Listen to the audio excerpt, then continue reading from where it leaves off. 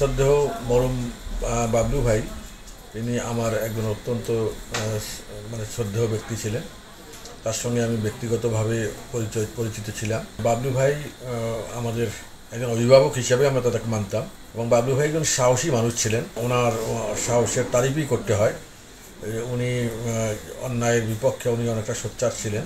উনি সবসময় আমাদেরকে সাপোর্ট দিতেন, এবং আমি মনে করি যে বাবলু ভাইয়ের সেই শূন্য জায়গাটা সালমা আপা পরিপূরণ করার চেষ্টা করতেছেন এখন পর্যন্ত।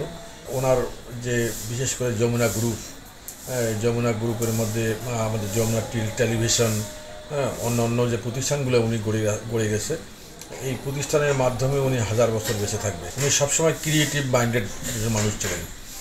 কিছু করা এবং কিছু তৈরি করা, এবং সেখানে সাধারণ মানুষ, যে কর্মহীন মানুষগুলোকে কর্মসংস্থানের সুযোগ সৃষ্টি করা, এটা তার একটা শখের মধ্যেই ছিল।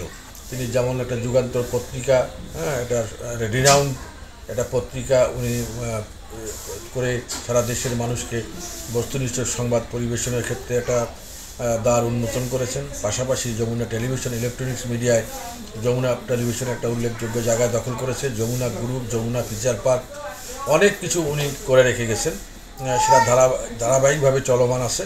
আমি আশা করি যে তার এই কাজের মাঝে সেই মানুষটা বেঁচে থাকবে।